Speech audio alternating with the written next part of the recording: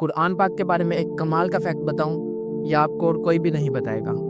آج ہے قرآن ٹرانسلیشن کا ڈے 6۔ قرآن میں کچھ آیات ایسی ہیں کہ جن کا سمجھنا بہت آسان ہے، جیسے الحمدللہ رب العالمین الرحمن الرحیم۔ ان کا ترجمہ صاف سمجھ آتا ہے۔ تمام تعریفیں اللہ تعالیٰ کے لیے ہیں جو تمام جہانوں کا پالنے والا ہے اور بہت بڑا مہربان، بے حد رحم کرنے والا ہے۔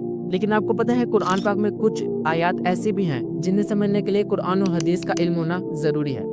اس کے ساتھ ساتھ عربی زبان پر بھی مہارت حاصل ہونا ضروری ہے، جیسے کہ ید اللہ فوق ایدیہم۔ اس کا ترجمہ بنتا ہے کہ حضور علیہ الصلوۃ والسلام کے ہاتھوں پر اللہ تعالیٰ کا ہاتھ ہے، لیکن اللہ تو ہاتھ سے پاک ہے۔ اللہ تعالیٰ نے اپنی شان کے لائق عرش پر استوا فرمایا۔ جنہیں نہیں پتا انہیں میں بتا دوں کہ استوا آرام کرنے کو کہتے ہیں، اور اللہ تو آرام کرنے سے پاک ہے۔ یعنی کچھ آیات ایسی ہیں کہ جن کا مطلب سمجھ میں نہیں آ سکتا، ماننا تو سمجھ میں آتا ہے لیکن مطلب سمجھ نہیں آتا۔ کمال کی بات یہ ہے کہ قرآن میں کچھ آیات ایسی ہیں کہ جن کا معنی بھی سمجھ میں نہیں آتا، جیسے الف لام میم صاد۔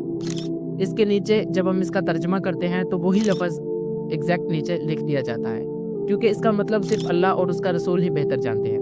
اللہ تو جانتا ہے کیونکہ اس کا کلام ہے، اس کا رسول کیسے جانتا ہے؟ اللہ خود قرآن پاک میں ارشاد فرماتا ہے الرحمن علم القرآن، یعنی اللہ تعالیٰ نے قرآن کا علم حضور علیہ الصلوۃ والسلام کو سکھا دیا۔ اب جب قرآن کا علم سکھا دیا تو قرآن میں یہ الفاظ بھی آتے ہیں، گویا کہ ان کا علم بھی حضور علیہ الصلوۃ والسلام کے پاس ہے۔ اگر آپ بھی عقل رکھتے ہو اور اسلام کے بارے میں ڈیپلی جاننا چاہتے ہو تو یہ چینل آپ کے لیے ہے۔ چاہے لائک کرو، سبسکرائب کرو، کمنٹ کرو، آپ کی مرضی۔